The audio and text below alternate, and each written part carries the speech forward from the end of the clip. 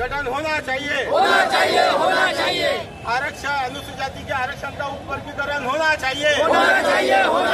आरक्षण का उपवर्गीकरण होना चाहिए, होना चाहिए। आरक्षण का उपवर्गीकरण होना चाहिए, होना चाहिए। हमारी यूनियन, हमारी यूनियन, हमारी ताकत। अखिल भारतीय सपा मजदूर यूनियन जिंदाबाद, जिंदाबाद। ताक साहब आगे बढ़ो, हम तुम्हारे साथ हैं, ताक साहब आगे बढ़ो, हम तुम्हारे साथ हैं, कचवा सर आगे बढ़ो, हम तुम्हारे साथ हैं, कचवा सर आगे बढ़ो, हम तुम्हारे साथ हैं, कचवा सर आगे बढ़ो, हम तुम्हारे साथ हैं। डॉक्टर अम्बेडकर श्रम साफल्य योजना की अंमलबजावणी होना चाहिए, होना चाहिए। श्रम साफल्य योजनेची अंमलबजावणी होना चाहिए, होना चाहिए। मिलना चाहिए, मिलना चाहिए। 1 लाख मोफत घर मिलना चाहिए, मिलना चाहिए।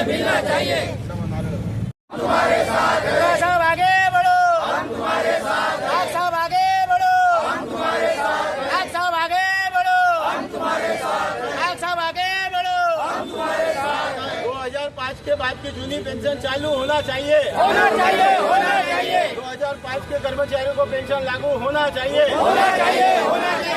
हर जो जुल्म की टक्कर में, संघर्ष हमारा है, हर जो जुल्म की टक्कर में संघर्ष हमारा है। कामगार एकजुटीच्या, कामगार एकजुटीच्या, हमारी यूनियन, हमारी ताकत। अखिल भारतीय सपा मजदूर यूनियन जिंदाबाद, जिंदाबाद। अखिल भारतीय होना चाहिए, ठेकेदारी पद्धति बंद करो, बंद करो।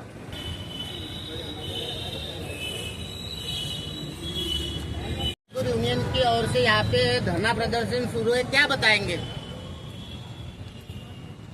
सबसे पहले मी भारतीय घटनाचे शिल्पकार परमपूज्य डॉक्टर बाबासाहेब आंबेडकर यांना नमन करतो आणि आपल्याला माहीत आहे की महाराष्ट्र राज्यात सफाई कामगारांचे अनेक प्रश्न राज्य शासन दरबारी प्रलंबित आहे। त्या निमित्ताने अखिल भारतीय सफाई मजदूर युनियनच्या माध्यमातून आम्ही राज्यस्तरीय अनेक आंदोलन केलेले आहे, पण राज्य शासनाने त्याची दखल घेतलेली नाही। 6 एप्रिल 2026 रोजी आम्ही इथे संविधान चौकात एक धरणा प्रदर्शनचा कार्यक्रम आयोजित केलेला होता आणि ते राज्यस्तरीय जे निदर्शन आंदोलनाचा जे कार्यक्रम होता त्या निमित्ताने आम्ही पूर्ण महाराष्ट्रात निदर्शन करून माननीय जिल्हाधिकारी महोदय आदरणीय कुमार आशीर्वाद साहेब यांना निवेदन सादर करण्यात आला होता। आमची जे मागणी आहे की महाराष्ट्र राज्यातील जे सफाई कर्मचारी कार्यरत आहे, जे माननीय मुख्यमंत्री साहेबांनी जे घोषणा केलेली होती की राज्यातील सफाई कामगारांना आपण मोफत घर देऊ, त्या अनुषंगाने राज्यातील 1 लाख जे सफाई कर्मचारी आहे असे सर्व शासकीय निमशासकीय विभागामध्ये जे कार्यरत सफाई कामगार आहे त्यांना मोफत घर देण्याची मागणी आमची जुनी आहे। श्रम साफल्य योजनेच्या जे 2019-87 जे GR आहे त्याप्रमाणे नगरपालिका, स्थानीय स्वराज्य संस्था, राज्य शासनाच्या सर्व कर्मचारी जे शासकीय वसाहतमध्ये राहत आहे, ज्यांची सेवा 35 वर्ष झालेली आहे, ते बदलून शासनाने 25 वर्ष केलेली आहे, ते सर्व राज्यातील सर्व शासकीय निमशासकीय जे सफाई कर्मचारी आहे जे शासकीय वसाहतमध्ये राहत आहे असे सर्व शासकीय कर्मचाऱ्यांना जे निवास स्थानांमध्ये ते राहत आहे ते निवास स्थान त्यांचे मालकी हक्काचे करण्यात यावे शासनाच्या GR प्रमाणे। दुसरी आमची अशी एक मागणी आहे की अनेक दशक झालेले आहे, अनेक दशकापासून सफाई कामगारांची भरती झालेली नाही। आता जे भरती होत आहे ते लाड आणि पागे समितीच्या शिफारशीप्रमाणे जे सफाई कर्मचारी सेवानिवृत्त होतात त्यांचे वारसदारांना आपण नोकरी देतात, पण जे न्यू पोस्ट ऑफ क्रिएशन आहे हे अनेक दशकापासून झालेली नाही। आता संपूर्ण नगरपरिषद महानगरपालिकामध्ये ज्या पद्धतीने जनसंख्या वाढलेली आहे, क्षेत्रफळ वाढलेलं आहे आणि ते जे एरिया वाढलेला आहे त्याप्रमाणे नवीन 1 लाख सफाई कामगारांचे पदांची जे रोजंदारीमध्ये जे सफाई कर्मचारी कार्य करतात आहे असे सर्व कर्मचाऱ्यांना त्या पदावर सामावून घेऊन त्यांना नियमित करण्यात यावे अशी आमची एक मागणी आहे। तिसरा, महाराष्ट्र शासनाने अनेक समाजाला आर्थिक विकास महामंडळ दिलेलं आहे. अनेक समाजाला त्यांनी साहेबांनी त्यांचा आर्थिक विकास करण्यासाठी, सामाजिक विकास करण्यासाठी आर्थिक विकास महामंडळ निर्माण केलेलं आहे. पण एकमात्र सफाई कर्मचारी वर्ग असा आहे की त्यांना आजपर्यंत सफाई कामगार कल्याण मंडळची मागणी आमची जुनी आहे, ते मागणी आतापर्यंत पूर्ण झालेली नाही. म्हणून आम्ही महाराष्ट्राचे मुख्यमंत्री आदरणीय देवेंद्र फडणवीस साहेबांशी विनंती करतो की त्यांनी महाराष्ट्र राज्यात सफाई कर्मचारी आर्थिक विकास महामंडळाची स्थापना करावी, जेणेकरून सफाई कर्मचाऱ्यांच्या मुलांच्या स्वयंरोजगार डेव्हलपमेंट होऊ शकेल. याच्या व्यतिरिक्त महाराष्ट्रात लाखो सफाई कर्मचारी असे आहे जे प्रायव्हेट घरामध्ये काम करतात, बंगल्यामध्ये काम करतात. मुंबईमध्ये 5 लाख कर्मचारी आहे जे प्रायव्हेट घरामध्ये आणि बंगल्यामध्ये काम करतात. त्या निमित्ताने नागपूरमध्ये सुद्धा हजारो कर्मचारी आहे जे प्रायव्हेट घरामध्ये काम करतात आणि बंगल्यामध्ये काम करतात. असे कर्मचाऱ्यांसाठी साहेबांनी 7/5/2019 रोजी जे रामगिरीवर माननीय मुख्यमंत्री साहेबांच्या सोबत जे सर्व समावेशक बैठक झाली होती, त्यामध्ये तत्कालीन सन्माननीय आयोगाचे अध्यक्ष रामूजी पवार उपस्थित होते, सन्माननीय सदस्य तत्कालीन दिलीप हाथीबेटजी उपस्थित होते, समाजाचे सर्व नेते उपस्थित होते. त्यामध्ये साहेबांनी घोषणा केलेली होती की महाराष्ट्रातील घरामध्ये खाजगी क्षेत्रामध्ये जे काम करणारा सफाई कामगार आहे त्यांना आपण असंघटित क्षेत्राचा कामगार घोषित करू. पण त्याची अंमलबजावणी आजपर्यंत झालेली नाही आहे. आमची एक विनंती आहे की भाई असंघटित कामगारच्या परिधीमध्ये अनेक कामगार येतात, ऊस कामगार येतात, बिडी कामगार येतात, टाईल्स कामगार येतात, पेंटर येतात, अनेक कामगार येतात. पण त्यामध्ये सफाई कामगाराची व्याख्या नाही आहे. म्हणून आमची शासनाला विनंती आहे की शासनाने जे खाजगी क्षेत्रामध्ये जे सफाई कामगार काम करतात त्यांना असंघटित क्षेत्राचा कामगार घोषित करून त्यांना न्याय द्यावे, ही सुद्धा आमची मागणी माननीय मुख्यमंत्री साहेबांना आहे. तसेच महाराष्ट्र राज्य सफाई कर्मचारी आयोगाचा साहेबांनी गठन केला. आमचे मित्र, आमचे भाई नागपूरचे श्री सतीशजी डागोळ यांना महाराष्ट्र राज्य सफाई कर्मचारी आयोगाचे अध्यक्ष केले आणि शिवसेनेच्या वतीने माननीय मुकेश सारवान नाशिक यांना उपाध्यक्ष केलेले आहे.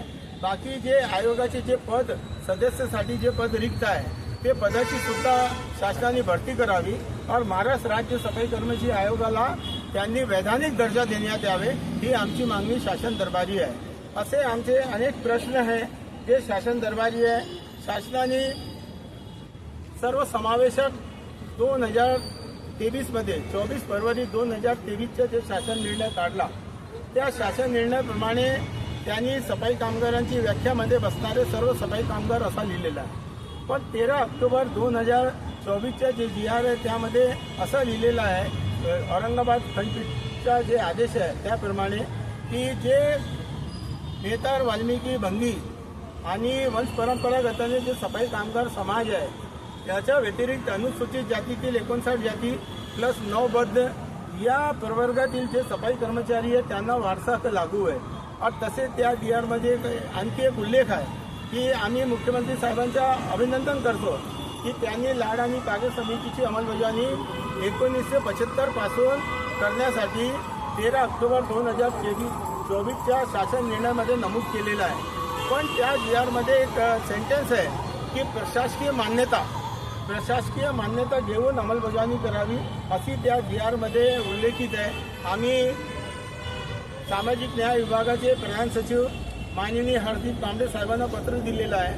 माननीय आयोगाचे अध्यक्ष महोदयांना सुद्धा पत्र दिलेलं आहे की त्या GRमध्ये शुद्धीपत्र काढा आणि जे प्रशासकीय मान्यताचे जे शब्द आहे ते शब्द त्या GRमध्ये वगळून त्यांना GR में 2024 ते 1975 ते 2023 तक जे काही लाड पाण्याचे प्रकरण प्रलंबित आहे ते सर्व प्रकरण सरसकट 13 ऑक्टोबर 2024च्या GR प्रमाणे निकाली काढावे, असे आमचे एक महत्त्वाचा मुद्दा आहे. तसेच राज्यातील आता एक महत्त्वाचा मुद्दा सुरू आहे की 1 ऑगस्ट 2024ला देशाचे सरन्यायाधीश सर्वोच्च न्यायालयाने बहुमतच्या आधारे जे निर्णय दिलेला होता की अनुसूचित जातीच्या वर्गीकरणसाठी, उपवर्गीकरणसाठी, त्या वर्गीकरणसाठी आता आमची अशी मागणी आहे की जे कोर्टाने सांगितलेलं आहे कोर्टाने जे सांगितलेलं आहे की जे समाज अति मागासलेला आहे, ज्या 75-79 वर्षापासून त्यांचा आर्थिक, सामाजिक, शैक्षणिक सर्वांगीण विकास झालेला नाही, अशा समाजाला प्राधान्य देऊन त्यांना आरक्षणाचा लाभ कसा मिळावा यासाठी शासनाने उपाययोजना करावी। त्या निमित्ताने आमची शासन दरबारी निवेदन आहे की जे माननीय सुप्रीम कोर्टाने जे निर्णय दिलेला आहे ते सुप्रीम कोर्टाची अंमलबजावणी देशाचे 4 राज्यामध्ये झालेली आहे, पण महाराष्ट्रामध्ये आतापर्यंत झालेली नाही। आणि महाराष्ट्रामध्ये जे आनंद बदर साहेबांच्या अध्यक्षतेखाली जे एक सदस्य समिती बनलेली होती, त्या समितीने अनेक अनुसूचित जातीच्या प्रवर्गातील जे अनेक संघटना समाज आहे त्यांच्याकडून त्यांनी हरकत मागितलेली होती राजेश अग्रवाल साहेबांनी, महाराष्ट्राचे मुख्य सचिव साहेबांनी। त्या निमित्ताने आतापर्यंत जे हरकत मागवलेली होती त्याची सुनावणी आतापर्यंत सुद्धा झालेली नाही। आणि हे मुद्दा पूर्ण महाराष्ट्रात एक गंभीर मुद्दा आहे।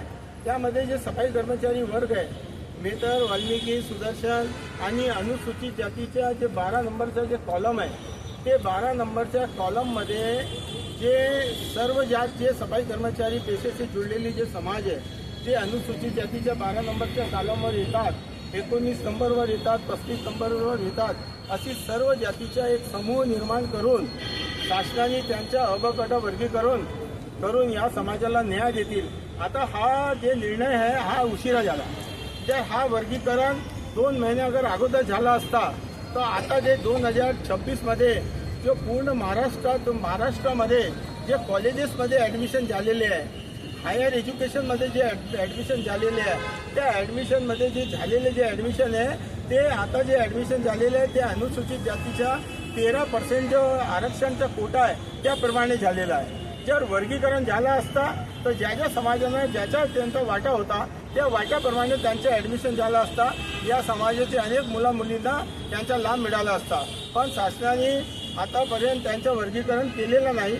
तसं राज्य सरकारमध्ये नोकरीच्या वर्ग 3, वर्ग 2 नोकरीच्या अनेक बॅकलॉग आहे आणि हे बॅकलॉग दूर करण्यासाठी आता शासन भरतीसुद्धा करत आहे। त्या भरती करण्याच्या अगोदर आमची मागणी आहे शासन दरबारी की शासनाने बॅकलॉग भरती करण्याच्या अगोदर आरक्षणाचं उपवर्गीकरण करावे आणि जे आमच्या पदरीत येईल, जे मेहतर वाल्मिकी समाजाच्या पदरीत येईल त्याप्रमाणे त्यांच्या जे शिक्षित मुली आहे त्यांना सुद्धा नोकरीची संधी मिळेल आणि त्यांना रोजगार मिळेल आणि ते शासन सेवेत ते रुजू होतील। हा एक महत्त्वाचा विषय। असे अनेक प्रश्न घेऊन आम्ही जे 6 एप्रिलला जे आम्ही धरणा निदर्शन दिलेला होता त्याच्या पार्श्वभूमीवर त्यांच्या नोटीसप्रमाणे आज आपण सुद्धा माननीय मुख्यमंत्री साहेबांना आपण नोटीस दिलेला आहे की भाई 6 एप्रिल रोजी जे आमच्या धरणा प्रदर्शन झालेला होता त्या धरणा प्रदर्शनच्या निमित्ताने आम्ही शासनाला पत्र दिलेलं होतं, पण शासनाने दखल घेतलेली नाही। पण माननीय जिल्हाधिकारी महोदयांनी दखल घेतलेली होती आणि 20 तारखेला त्यांनी मीटिंग बोलवलेली होती, पण त्या मीटिंगमध्ये कोणत्या कारणास्तव ते मीटिंग झालेली नाही। आम्ही सुद्धा आता कलेक्टर साहेबांना निवेदन करणार आहे की भाई हा धरणा आंदोलनाच्या निमित्ताने ते पुन्हा मीटिंग घेऊन नागपूर जिल्ह्याचे जे प्रश्न आहे ते प्रश्न निकाली काढावे।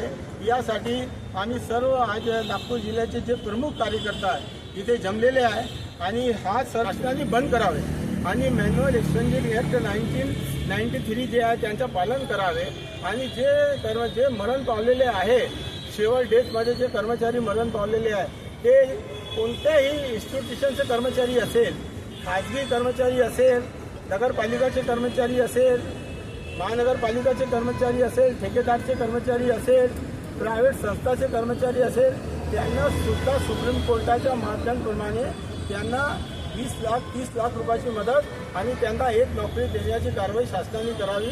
असे सर्व मुद्दे घेऊन आज पूर्ण महाराष्ट्रात सर्व जिल्हाधिकारी कार्यालयामध्ये आता हा धरणा निदर्शन सुरू आहे। आता इथे धरणा निदर्शन संपल्यानंतर आम्ही सर्व माननीय जिल्हाधिकारी कार्यालयाला जाऊन तिथे आम्ही हे निवेदन सादर करणार आहे। माझ्यासोबत आमचे महामंत्री आणि राष्ट्रपती इथे उपस्थित आहे, तसेच प्रदेशचे सचिव श्री बबूजी डागोर, उमेशजी गोवर इथे उपस्थित आहे, तसेच आमचे जिल्हा अध्यक्ष मुकेशजी बिचरे, नागपूर शहर अध्यक्ष दिनेशजी सारवान तसेच नागपूर शहरांचे महामंत्री श्री उमेशजी भुईकर, प्रदेशचे उपाध्यक्ष राजेशजी संकर आणि नागपूर जिल्ह्याचे आमचे वरिष्ठ उपाध्यक्ष श्री मधु मटकेजी यहाँ उपस्थित आहे. तसेच आमचे नागपूर जिल्ह्याचे जे संपर्क प्रमुख आहे सचिनजी लीडर हे सुद्धा उपस्थित आहे. आमचे राष्ट्राचे संघटन मंत्री अजयजी कारोसिया हे सुद्धा मीटिंगमध्ये उपस्थित आहे. या अतिरिक्त